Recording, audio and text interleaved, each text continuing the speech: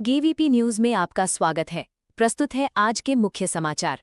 तिरुवनंतपुरम दिल्ली राजधानी एक्सप्रेस के B1 coach में रविवार को आग लगने से यात्रियों में अफरा तफरी मच गई। गार्ड ने तुरंत लोको पायलट को सूचना दी, जिसके बाद ट्रेन रोकी गई और करीब 15 मिनट के अंदर 68 यात्रियों को सुरक्षित बाहर निकाल लिया गया। हादसे में किसी यात्री के घायल होने की खबर नहीं है। शुरुआती जांच में आग लगने की वजह शॉर्ट सर्किट मानी जा रही है। रेलवे और फायर ब्रिगेड की टीमों ने मौके पर पहुंचकर आग पर काबू पाया, जबकि घटना के कारण दिल्ली मुंबई रेल रूट कुछ समय प्रभावित रहा। राष्ट्रपति द्रौपदी मुर्मू ने सुप्रीम कोर्ट में जजों की संख्या बढ़ाने के प्रस्ताव को मंजूरी दे दी है। अब भारत के सर्वोच्च न्यायालय में मुख्य न्यायाधीश सहित कुल जजों की संख्या 34 से बढ़ाकर 38 हो जाएगी।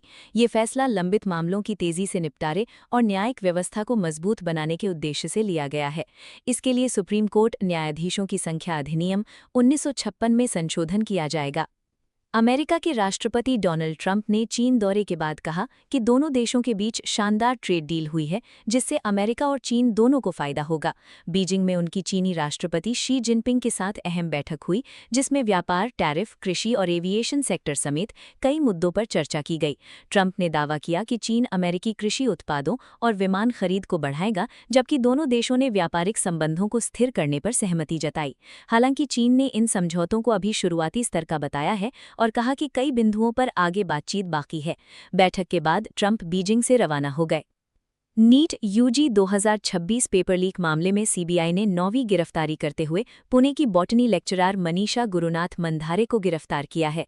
जांच एजेंसी के मुताबिक वो एनटीए की पेपर सेटिंग कमेटी का हिस्सा थी और उन्होंने परीक्षा से पहले छात्रों को बॉटनी और जूलॉजी के कई सवाल बताए थे। सीबीआई का दावा है कि पूछताछ में पेपर लीक नेटवर्क और अंदरूनी लोगों की भूमिका के अहम सुराग मिले हैं। इससे पहले पुणे के केमिस्ट्री प्रोफेसर पीवी कुलकर्णी को इस मामले का मास्टरमाइंड बताते हुए गिरफ्तार किया गया था। अब तक जयपुर, गुरुग्राम, नासिक, पुणे और अहिल्यानगर समेत कई शहरों से आरोपियों की गिरफ्तारी हो चुकी है। भारत के मुख्य न्यायाधीश जस्टिस सूर्यकांत ने कॉकरोच और परजीवी वाली टिप्पणी पर सफाई देते हुए कहा कि उनकी बातों को मीडिया के एक हिस्से ने गलत तरीके से पेश किया। उन्होंने स्पष्ट किया कि उनकी आलोचना बेरोजगार युवाओं के लिए नहीं थी, बल्कि उन लोगों के खिलाफ थी जो फर्जी और नकली डिग्रियों के सहारे वकालत, मीडिया और अन्य पेशों में प्रवेश कर रहे हैं। सीजीआई ने कहा कि वे देश के युवाओं पर गर्व करते हैं और उन्हें विकसित भारत का आधार मानते हैं। ये विवाद उस सुनवाई के बाद शुरू हुआ था जिसमें उन्होंने फर्जी डिग्रीधारियों और सिस्टम पर हमला करने वालों को लेकर तीखी टिप्पणी की थी। बाद में बयान वायरल होने पर उन्होंने कहा कि उनकी मौखिक टिप्पणियों को संदर्भ से हटाकर पेश किया गया। समाजवादी पार्टी संस्थापक मुलायम सिंह यादव के छोटे बेटे प्रतीक यादव की अस्थियां शनिवार को हरिद्वार में गंगा में विसर्जित की गईं। इस दौरान पत्नी अपर्णा यादव भावुक होकर फूट कर रो पड़ी। उनकी छोटी बेटी ने पिता की अस्थियों के कलश को माथे से लगाया और आई लव यू पापा लिखा कार्ड गंगा में प्रवाहित कर अंतिम विदाई दी। परिवार के सदस्य और मौजूद लोग इस भावुक दृश्य को देखकर भावुक हो गए। अस्थि विसर्जन की रस्म हरिद्वार के वीआईपी घाट पर वैदिक मंत्रोच्चार के बीच पूरी की गई। केंद्र सरकार ने चांदी के आयात पर सख्ती बढ़ाते हुए इसे प्रतिबंधित श्रेणी में डाल दिया है।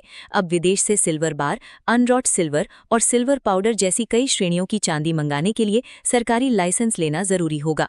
ये नियम तत्काल प्रभाव से लागू कर दिया गया है। सरकार ने ये कदम कीमती धातुओं के बढ़ते आयात, ट्रेड डेफिसिट और विदेशी मुद्रा भंडार पर दबाव कम करने के उद्देश्य से लिया है। इससे 3 दिन पहले ही सोना चांदी पर इम्पोर्ट ड्यूटी 6% से बढ़ाकर 15% की गई थी। माना जा रहा है कि सोने पर महंगा टैक्स लगने के बाद निवेशक चांदी की ओर बढ़ रहे थे, इसलिए सरकार ने उस पर भी नियंत्रण कड़ा किया है। उत्तराखंड में दूध उत्पादन लगातार बढ़ रहा है और इस मामले में नैनीताल राज्य में पहले स्थान पर पहुंच गया है। पिछले साल के मुकाबले उत्पादन में करीब 12% की बढ़ोतरी दर्ज की गई है। सरकार की डेयरी और पशुपालन योजनाओं, बेहतर नस्ल सुधार और किसानों को दिए जा रहे प्रोत्साहन को इसकी बड़ी वजह माना जा रहा है।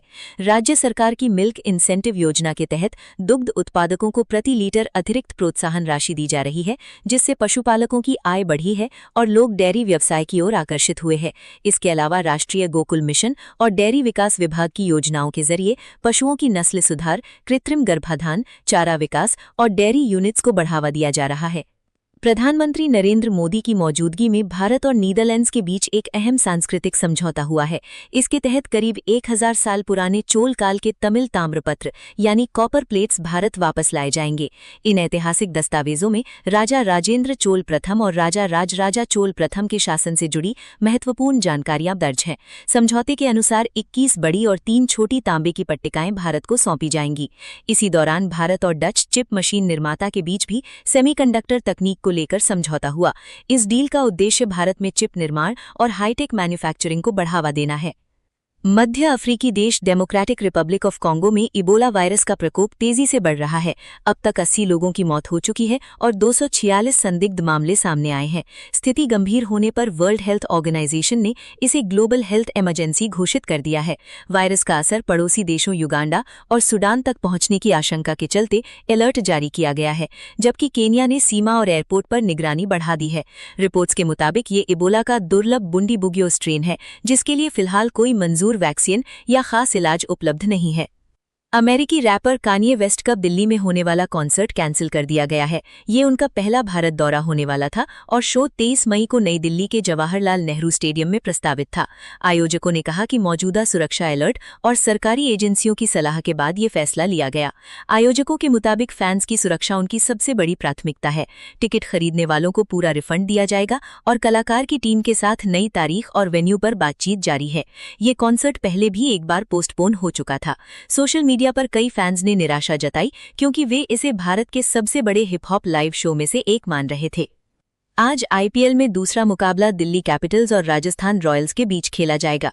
दोनों टीमों के लिए ये मुकाबला करो या मरो जैसा है, क्योंकि हारने वाली टीम की प्लेऑफ की उम्मीदों को बड़ा झटका लग सकता है। हेड टू हेड रिकॉर्ड भी पूरी तरह बराबरी पर है, जिससे मुकाबला और रोमांचक माना जा रहा है।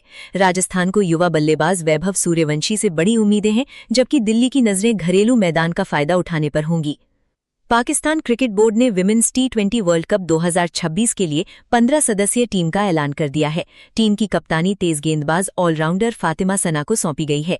पाकिस्तान अपना पहला मुकाबला 14 जून को भारत के खिलाफ बर्मिंघम के एजबेस्टन मैदान में खेलेगा। स्क्वाड में 5 खिलाड़ी पहली बार टी20 वर्ल्ड कप खेलेंगी, जिनमें ईमान फातिमा, नतालिया परवेज, रमीन शमीम, सायरा जबीन और तस्मिया रुबाब शामिल हैं। टीम में अनुभवी खिलाड़ियों जैसे मुनीबा अली, आलिया रियाज, डायना बेग और नशरा संधू को भी जगह मिली है। टूर्नामेंट से पहले पाकिस्तान आयरलैंड और वेस्टइंडीज के साथ ट्राई सीरीज भी खेलेगा। भारत की स्टार पुरुष डबल्स जोड़ी सात्विक साईराज रैंकीरेड्डी और चिराग शेट्टी ने शानदार वापसी करते हुए थाईलैंड ओपन 2026 के फाइनल में जगह बना ली है। भारतीय जोड़ी ने सेमीफाइनल में मलेशिया के गो सजेभी और नूर इजुद्दीन को 82 मिनट तक चले रोमांचक मुकाबले में 19-21, 22-20, 21-16 से हराया। वर्ल्ड नंबर 4 भारतीय जोड़ी टूर्नामेंट के इतिहास में तीसरी बार फाइनल खेलेगी। इससे पहले वे 2019 और 2024 में खिताब जीत चुके हैं। ये 2026 सीजन का उनका पहला फाइनल भी है। खिताबी मुकाबले में उनका सामना इंडोनेशिया की जोड़ी लियो रोली कर्नांडो और डैनियल मार्थिन से होगा। ओलंपिक कांस्य पदक विजेता लवलीना बोरगोहेन ने कॉमनवेल्थ गेम्स और एशियन गेम्स 2026 के लिए भारतीय बॉक्सिंग टीम में जगह पक्की कर ली है। पटियाला में हुए ट्रायल्स में उन्होंने महिलाओं के 75 किलोग्राम वर्ग में फाइनल में शानदार प्रदर्शन करते हुए जीत दर्ज की। इसी के साथ उनका दोनों बड़े टूर्नामेंट्स का टिकट कंफर्म हो गया।